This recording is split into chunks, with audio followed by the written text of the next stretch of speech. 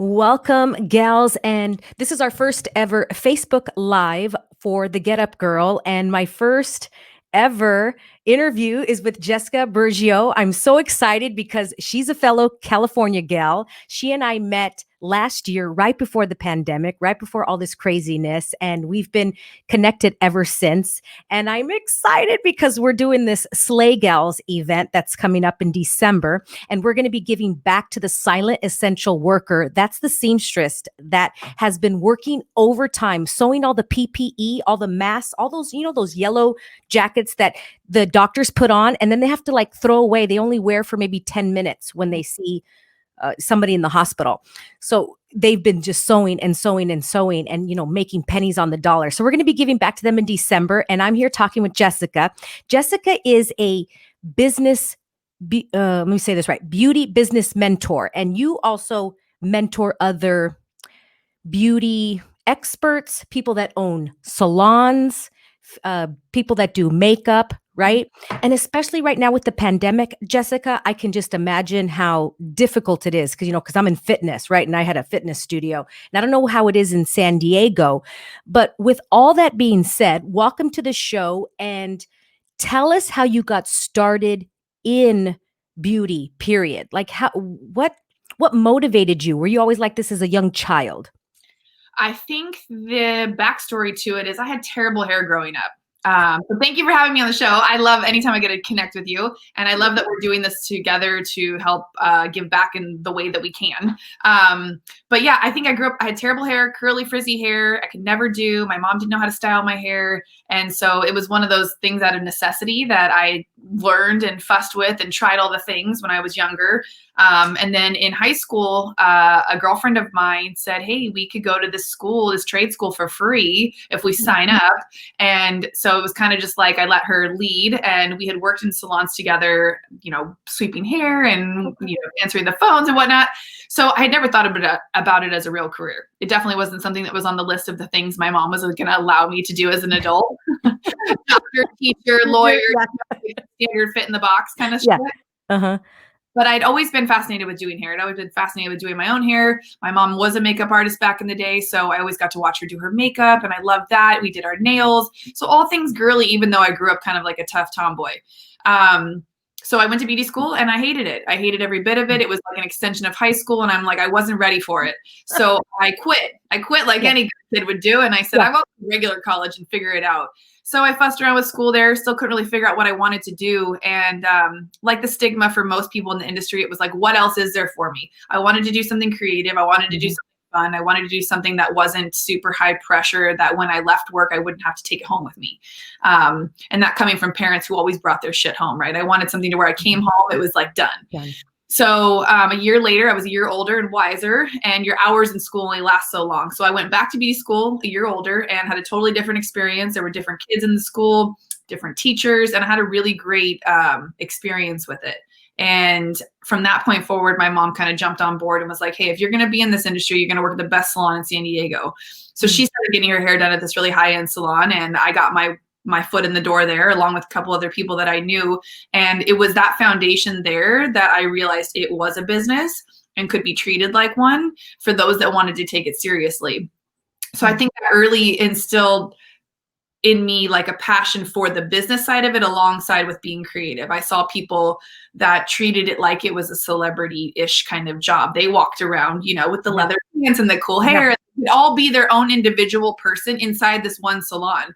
And so that was where I was like, I felt like I had found my place. So that was really cool. And then the journey took its role. I left with a mentor of mine and was as brought up in the industry. I saw the kind of things that didn't go right, partnerships that didn't work out, how to run a successful business, how to not run a successful business, and what and where I fit in there. Did I want to work commission, booth rent, all of the different avenues of how you can run this type of a business.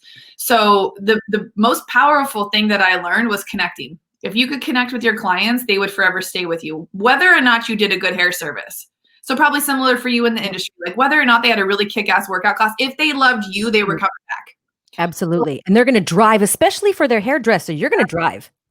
Totally. So I moved a few different salons in my growth phase, and now I opened my own salon back in October of last year. So right before all of this happened. Mhm. This definitely was not in the business plan, this whole pandemic thing. But what it did for me was, luckily I had already kind of laid the foundation in the group that Joanna and I have experienced with the mastermind, that we had both stuck our neck outs knowing we had hit kind of a ceiling in our business, whether we had done all the things we thought we could do, right? We were making this much money, we're doing good, but what was next? Next. I think for women like us at our age, we're like, okay, we've done all the things, we've done as well as we can kind of in the box that we've put ourselves in. What would it look like if I invested and I just went one step further? And so luckily I had done that mastermind 2 years prior. And so I had kind of thought about how do I want to fit in this? And it was community. I wanted to build community in my industry, because for so many salons, this salon doesn't talk to this salon, and these hairdressers aren't friends with these hairdressers. And it was like, how do you collaborate? It almost like people stealing clients in the gym, right? With the person, you don't, how do you collaborate with another trainer? And it was that I wanted to try to change the game a little bit. So I started these networking brunches, bringing just hairdressers together to try to give back time for us to connect with each other, for us to talk about our businesses, and to kind of plot and plan how we could make the industry better as a whole, but also to open up ideas of other ways to make money. Did you want to get into education? Did you want to get into, starting your own retail? I don't know. There's so many avenues you can be in the industry, but not be physically behind the chair. Absolutely. Just like in fitness, you don't have to be the trainer, but how can you make money in other ways? Well, Jessica, what's the biggest mistake that you see salon owners making? That one's tough. I would have to say, from my personal experience, salon owners that get lost in the growth phase of thinking they need to have a really big salon in order to make a lot of money, and they forget the people that were there for them in the very beginning. So I think if you are a great communicator as a leader and you're able to lead your team, you will have success in keeping that salon full, the stylists happy, people thriving in that business.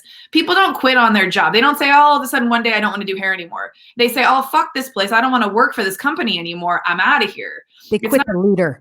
They quit the leader. They quit the environment. They quit the energy that's being put out. And I think a good leader sets the tone for that culture that can be built in our industry. And our industry is so, like, you're such an individual brand behind the chair. Everyone has their own book of business.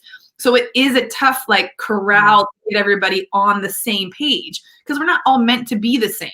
I could be doing the same haircut as you, but like this client's going to come to you because they like you versus me. Like, that's just, you connect with who you connect with.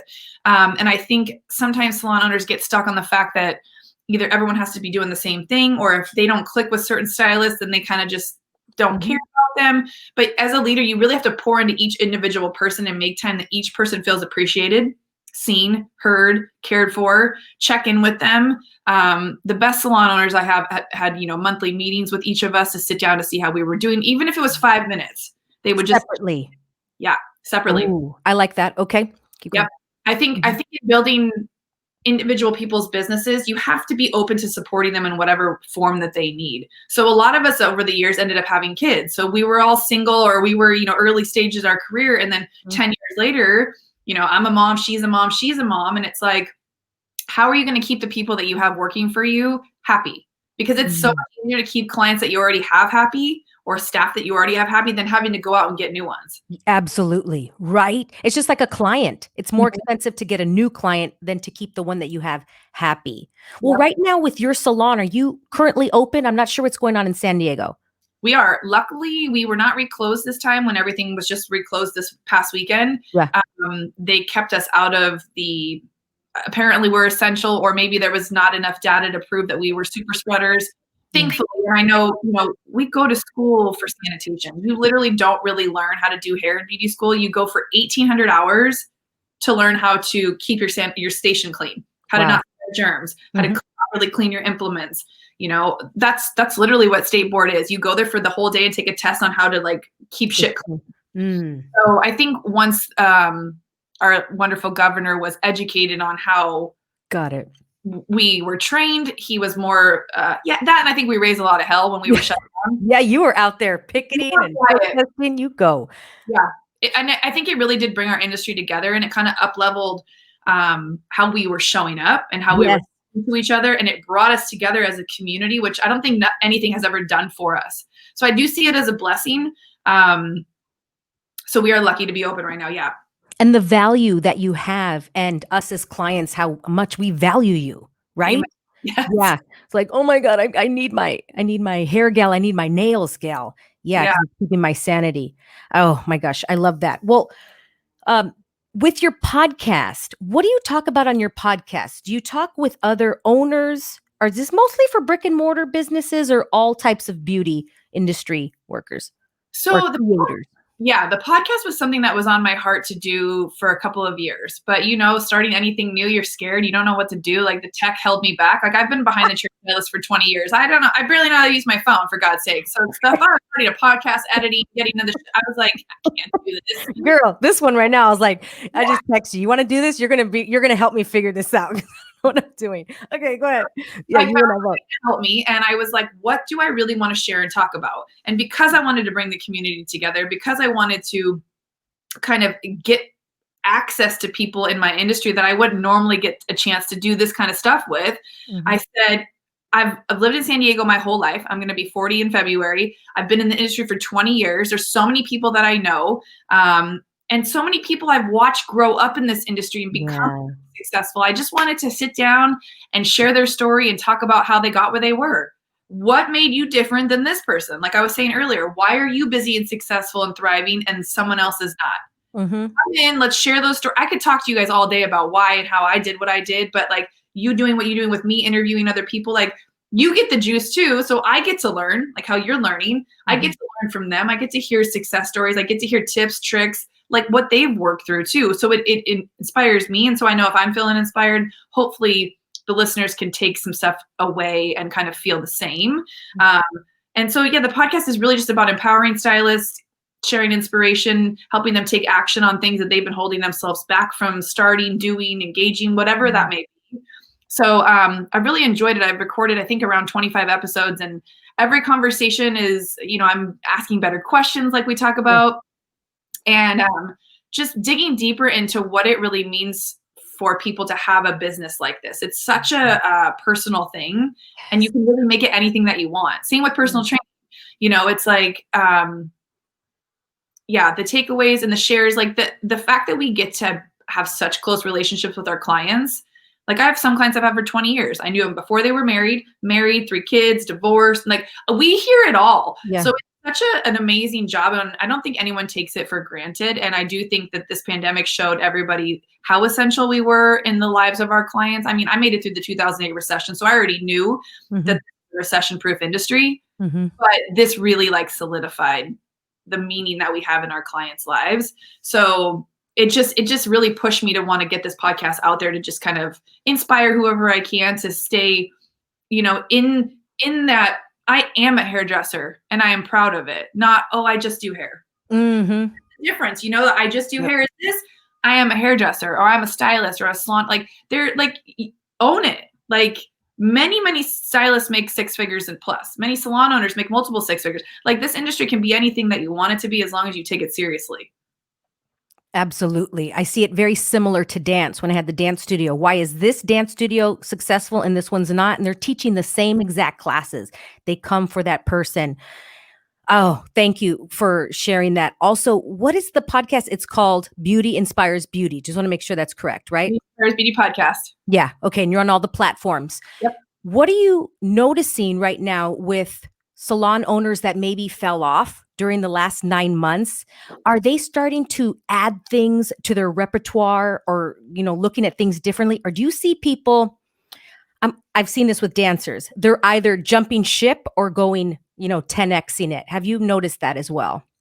Yeah, totally. And this is where, like, for me personally, I'll just speak on myself. I have seen all of the above. So I've seen people who maybe only had one foot in the door and were taking their business kind of like just they're floating by doing what they need to do just to maintain a business. Those ones didn't last. Over 40 salons in San Diego alone have closed, like shut down. 40. Oh. So that just goes to show you how many salons there were. Yeah. But what's crazy is my other friends who do own salons, no one's knocking the door down trying to get a chair. So where did all those stylists go that worked at these 40 salons? Where'd they go? So it Good question. in the herd, it ended out people who weren't taking their business seriously, who weren't really in it as a career, who were probably just doing it because it was easy, it was there. I don't really know. I can't speak for everybody else. But it made me question for one, owning my own business, was that the right decision, right? But I think every business owner hits that wall at some point. It doesn't have to be a pandemic. But it also made me think outside the box for me personally. So there was a lot of stigma around, network marketing as far as like retail companies. There's a lot of great companies out there right now. Yeah. And having a health and fitness background, I've dabbled in a few of them. But I've recently joined and partnered with a product line that I can now sell direct to ship market like that, versus back in the old school days, if you were a salon, 60% of your revenue came from retail sales. Yeah. Like, And you had to stock it. yeah. Mm-hmm. And now being a small salon and not having I don't have walk-in access to where my salon is, and having very few clients coming in and out of the door, it limited who I could sell that $5,000 worth of retail I have on the shelf to only these 8 people that came in this week, or were 10 people. So I was like, what the pandemic did was gave everybody a direct to ship code. So like if you were a hairdresser in a salon that used to sell retail for that owner, to help the owner keep the doors open, keep the cleaning crew, keep everything staffed or stocked, all the things, that money's gone now. So that extra pot that was brought in from the retail is completely gone. Every stylist can now have a direct to ship link on their phone to sell retail. So I was like, why would I only stick with the products I'm carrying? So I had to open my mind to people who were doing the direct ship marketing or the network marketing for this company. So I found a really amazing company called Monate that I've partnered with. And it's a shampoo. it's a no-brainer for me. It fits my brand, it fits my business. Yeah. And as a coach now in this industry, coaching other hairdressers, other salon owners, they are all hurting. They're all looking for other ways to make revenue. And what this pandemic showed us is that we needed more options. You can't only have one stream of revenue, but many hairdressers only had their behind the chair business, where if you didn't show up and trade time for money, you book a haircut, I show up and do it, you pay me. That was the only way they could make money. So there's stigmas behind the businesses like that. There's I don't know about this product, I don't know about that. In every line that you have, there's going to be stuff that you like and stuff that you don't like. And if you were properly misdiagnosed with a product that you shouldn't have had, of course you're not going to like it. You know what I mean? It's not a one size fits all. And if you're allergic to something, so it's been really interesting for me to be the newbie in this and learn this new business and learn this new product. But I think after 20 years and doing my due diligence on all the different product lines I've used over the years, I can safely say that this is a clean beauty product that I'm using that I love. They do third-party testing to make sure everything's up to par, because there are actually no regulations on beauty products. A company can say that they're organic or they're this or that, and there's nobody to test it or contest it. Something can be 80% water and they can say they're organic because they're 80% water. So what's cool about this company is they actually do third-party testing. And so I know from people who have gone before me that it's good shit. So, I'm looking for any kind of support I can get. And if it's coming from a company like that, that's going to feed me all the ways to be successful. Network marketing is really set up for the early stage entrepreneur who wants to start something, but doesn't have a lot of money to do it. It's like a bulletproof thing of here's a business, follow the plan, you'll get paid. And a great leg to one of your 7 streams to become a millionaire. Right. And if you only have one, and that's because you have to trade time for money, it's not going to work, because something like the pandemic will just knock you out. Knock you the fuck out. And that's what it did to so many people in my industry. And I knew as a coach and people, I had to try something myself in order to then share it with other people. So I'm going to build this business and I want you to be on my team with me. Doesn't mean you can't still do hair. But what a lot of hairdressers learned was they were going ham, 8, 9, 10-hour days behind the chair, 4 or 5 days a week. They were doing it. But when we came back, people were like, I can't do this anymore. I'm burnt out. I'm physically exhausted. I don't really want to they're wearing masks all day. We're having to clean and sanitize. It's just a different environment. It's a lot heavier. So I think people are more open to options like this, and to that, or getting into education. There's YouTube platforms. They can start their own podcast. They can start their own education channel. There's so many different things that they can do. And so that's what I'm kind of here for, to help them get started with those ideas and get out of their own way so they can start to have their 7 streams of revenue like we've been taught we need. Yeah. God, this is so good. Every time I talk to you, your energy, you're such an eloquent speaker, and you're perfect for the microphone. Last question where we wrap this up. Let's say I am if somebody's listening, but because you and I, not many, own a brick and mortar, right? It's No joke. Less. Like when I'm in these mastermind groups, I'm the only one, right? Yep. So you and I get it. When I talk to my other friends that have brick and mortars, they're different conversations than people that have online businesses. But again, I didn't build the online and now I'm learning. But somebody that's watching that has a brick and mortar or a salon owner or somebody behind the chair and they need to get back up, what would you tell them? Like if they could just do one little thing from now until December 31st before the new year, what could they do? Get out of your own fucking way and start showing up as consistent as you can in whatever form feels good to you. You don't have to get on camera like we do, but this is the most powerful way to get your message across. You can stumble, you can say, you can not quite know what you're talking about. But if you have conviction behind the fact that you want to build your business, which is you want more clients, where are your clients? Go find them. So social media, any of these platforms are free. And it took me years because that's not how I built my business. Probably not how you built your business either. We were like old school guerrilla marketing. Yeah, old school. Hey, the new salon just opened up down the street. I'll give you a free haircut if you come get colored. Like that's how I got my clients. Yeah, you started before YouTube and everything, girl, right? Yep. If I didn't have clients, I did not sit on my ass and scroll through social media. Thank God it didn't exist. I got out there. I passed out my cards. I did whatever I could to fill my books because in my mind, I was like, okay, this week I have a car payments due. I need $300. I need 3 more haircuts. I got to get out there and get them. Yeah. People don't do that anymore. It's like a sit back and wait. Oh, I'm dead. Oh, I have no clients. But let me go get that $7 Starbucks. Yeah. Jessica, don't get me started. And some like, you know what? And then it got cold and I made an iced coffee. I know. Right now, I have an alarm go off every day on my phone that says spend less challenge, girl. Ooh, like, how can I spend less? And the first thing I did was I'm not going to buy any coffee. I'm going to make coffee. I'm going to make it old school. So I make a pot, Jessica, for a week, and then I'll just have a little cup every day. And I'm like, I am saving how much money on that junk? And you're right. I'll see people. I'm like, you just told me that you could barely pay your rent and you're getting a Starbucks? What? In my industry, it's rampant. People are ordering juices and they're ordering $20 lunches and they've got on DoorDash. Yeah. And then they can't pay their rent. And I'm like, listen, if you don't take your business seriously, you don't respect the money that you are bringing in, like you will forever be in that cycle of catch up and struggle. I hope I have a busy week. I hope I could do this. The only way to be consistent and to have a consistent business is for you to be consistent too. You need to be doing consistent work. You need to be showing up consistently on social media. That doesn't mean just like working out. When I would tell clients that have never worked out or haven't worked out in years, it's not 7 days a week now, an hour a day. No, pick something you can stick to. 3 days a week for 30 minutes. Let's start with that. Yeah. So you post Monday, Wednesday, Friday. Yeah. Just be consistent. Don't go A to Z, but be consistent with AB first. Pick something and be consistent with it. Because once you master that and that habit becomes something that you just do, it's like what I teach in my non-negotiables. I am the non-negotiables. What you do every day has a direct effect on your future. So Joanne and I already know. You got to show up today as the person you want to be next week, next month, next year. Amen. That's me. Right now, I am creating my life for when I'm in my 50s. And all my clients know. They all know, hey, everybody, I'm training for when I'm in my 50s because my goal is to be just like J-Lo and badass the way she is. And then she'll be in her 60s and I'm going to look up to her then.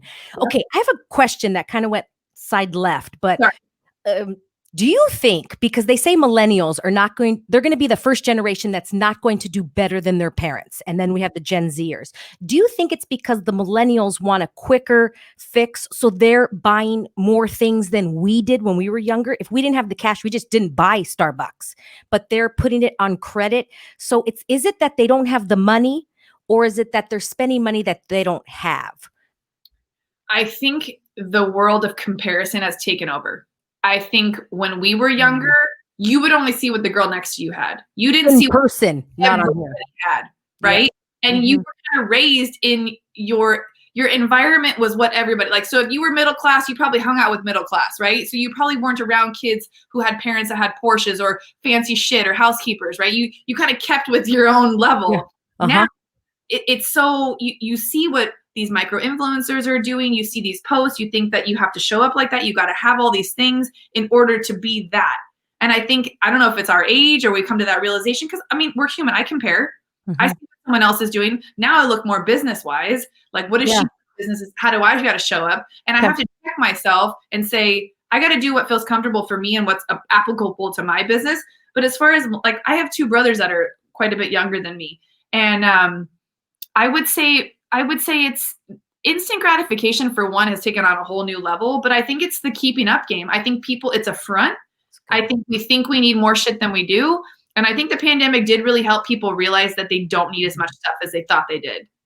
You know what I mean? So I don't know if I can really answer that being that we're a little bit older, but from my perspective and for having other stylists that work for me that are younger, they think they got to have all the latest and greatest shit. They think they have to have all the bells and whistles in order to feel some type of way. But I do think it's that age. I do think it's between, your late teenage years into your early 20s when you start making money. You think you got to spend it all on the fancy shit to like show face. And I think you quickly learn the older you get, it's not about what kind of car you drive. It's not about what kind of fucking clothes you're wearing. It's about who you are as a person and what you contribute to society will leave the legacy versus what people think of you. Right? But that takes time. That's an interesting point of view. I never saw it that way because I didn't have comparison as much as I do when social came out. For I sure. compare more now. Yeah. You're right. And like you said, but I compare with business. Oh, I need to do this. And I'll look at anybody. It doesn't matter. And I'm like, I should be as far along. And a lot of it for me is age. Oh my gosh, she's 21 and I'm here. And I'm like, feel like I'm starting all over again. You're so right. So I can only imagine if I'm 15 right now and having this device to be able to compare. And I didn't have that, or you and I, till later on as often that we can see it now. Wow. Okay. What a great, interesting point of view. Changing that for me.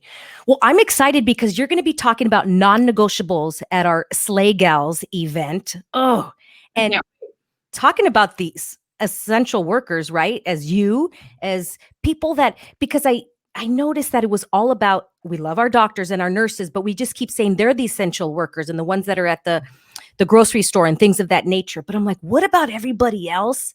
And I guess that word essential worker has been tossed around, but I want to say people in our lives that we really appreciate, and like our hairdresser, like our nail gal, like my girl that does my eyebrows. I cried getting my Botox. I'm like, I never realized that was essential for me, my Botox, right? Let's get real. But to really help those families, and they're getting coronavirus, they're dying because they're just sewing.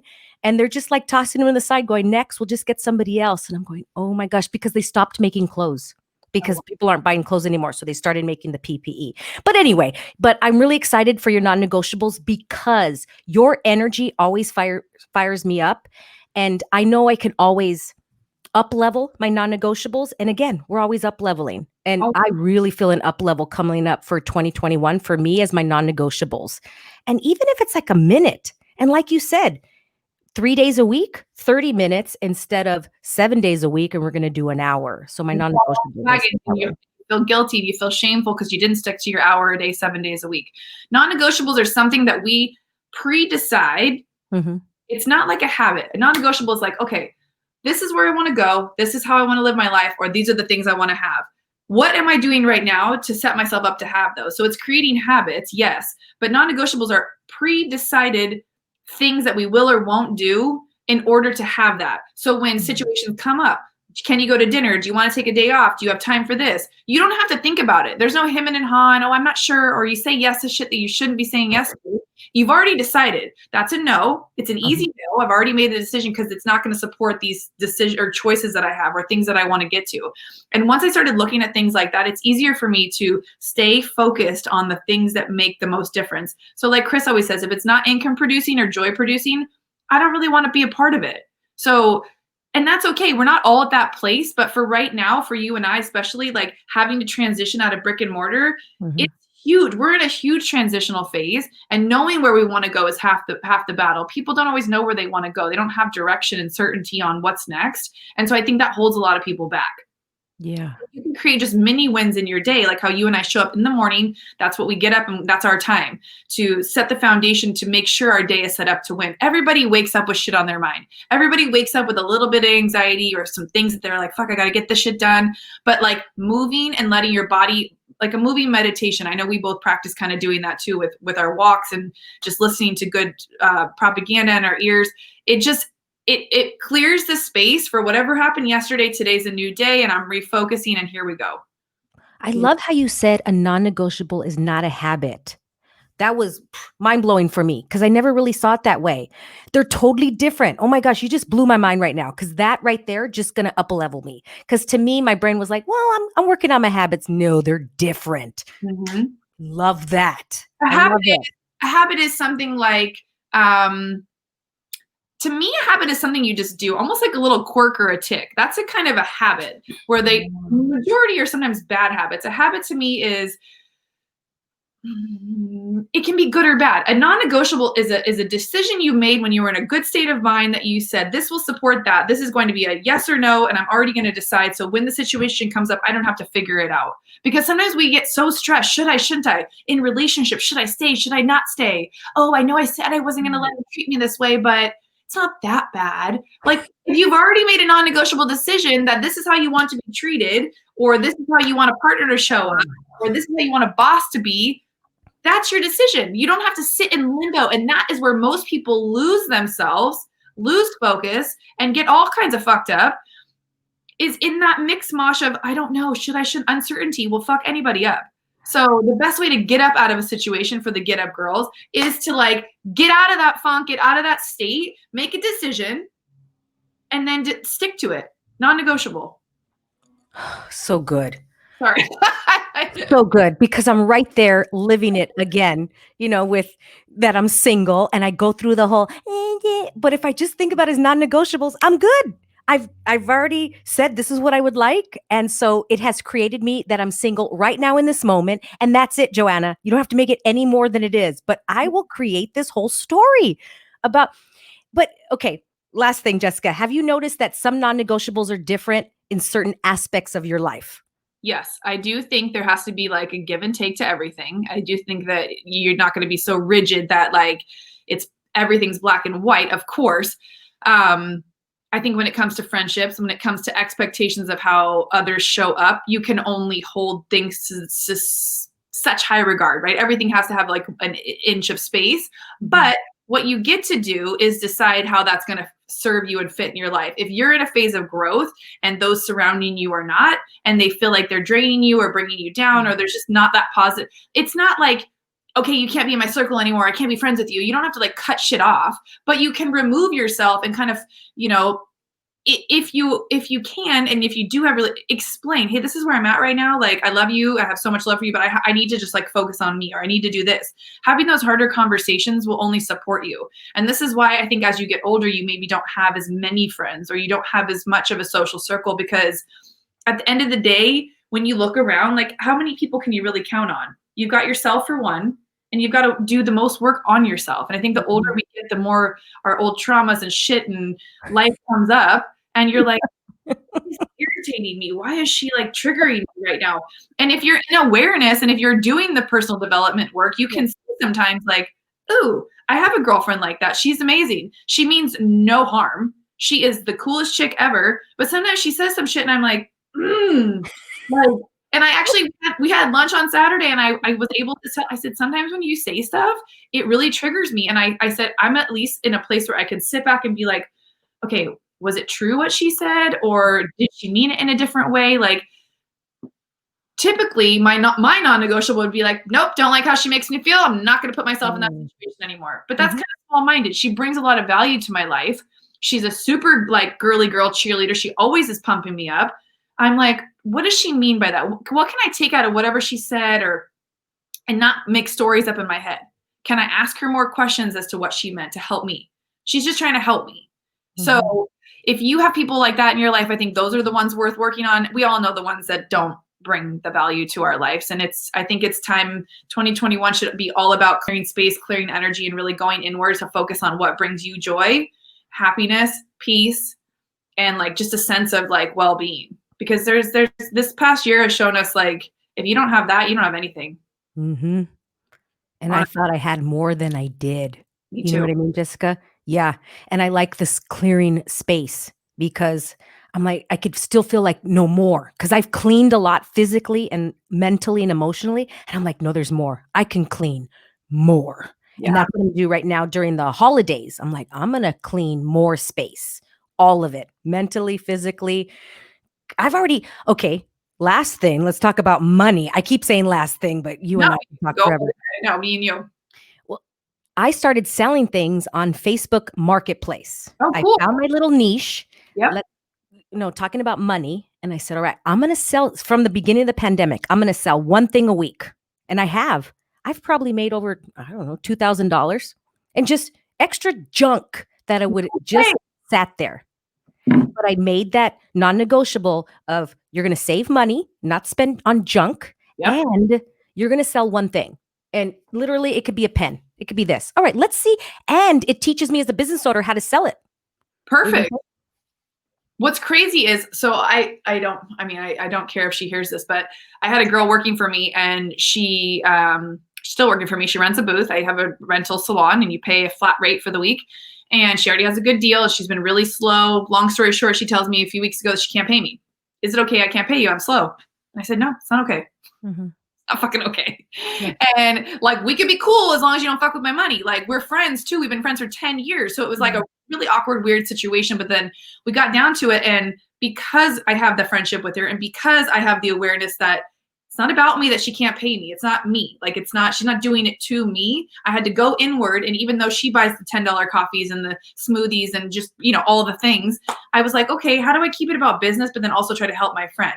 And so we went down this whole big thing, and it was like, what could you be doing to make money right now? I said, if I was in your shoes, I would have never told my boss I couldn't pay them. I would be driving for Lyft or Uber. I would be on Poshmark selling shit. I would be like, whatever you can do. I'm selling shit on Poshmark. Yes. Johnson gave me that idea. She's like, when I took marketing impact, she's like, sell your shit. You don't need all that. You've read all those books. Fucking sell them. Yeah. And it'll teach you as an entrepreneur how to write the copy for it, how to take the photo, how to negotiate with these people and meet a stranger. And I've been selling, in business for 25 years, and I'm still learning, right? Yeah. And I'm like, ooh, that was lesson learned. Okay, I'm going to always confirm with them. I'm going to make sure they're on time. Like, I'm going to stand up for myself, because some people will just ghost you and not meet you to pick it up. So it's really learning how to speak up. I'm like, that is number one. If I had a teenager, I'm like, you're going to learn how to sell your stuff. Because Gary Vee talks about that. And I actually was learning it from him. Sell anything, just one thing a week. And I started selling more things. And then you'll know what is more valuable to people. That has nothing to do with hair salons. But again, you're going to go, ooh, that's valuable. I didn't know that people cared about that. They don't want to buy this, but they want to buy that. Why is it? And then how can I sell this shampoo that has something to do with what I just sold? It is so good to learn as an entrepreneur. Start selling your stuff in your house that will create space. There you go. Whoa. There you go. Right? Anything. Yeah. Love it. Oh, okay. Well, Jessica, I appreciate you. I hope you have an amazing, wonderful, phenomenal Thanksgiving with you and your son in San Diego. And where can everybody find you? I know you live on Instagram. I do live on Instagram at Jessica Burgio is my Instagram handle, which is right here in the little title. But also the Beauty Inspires Beauty Shop.com is the website where you can learn more about the podcast. You can actually watch it on there. We have a YouTube channel where you can watch all of the videos as well, because they're all live video podcasts. And yeah, I'm all about empowering women and just like living life to its fullest. I'm done playing small. And that's why I surround myself with people like Joanna. And we just, if you can be a woman's woman and just have people's back, like just keep putting out good shit. That's what Done plain small. Yeah. And we'll put that in the show notes so everybody can check it out. And so your Instagram and your website. Jessica, I appreciate you. You're such an inspiration. Every time I go to Instagram, it's like you're doing or saying something. It could be on silent. It doesn't matter. I'm like, I got my Jessica. And it's a good little like booty kick. Like, oh, she's doing it. Okay, I'm going to do it too. So everybody go follow her. What's all about. Yeah. Yeah. Yeah. Thank you so much. And gals, remember to get back up and let's go into the holiday season and get ready to get ready. Talk to you later. Get ready so you don't got to stay ready so you don't got to get ready. I like that. Bye.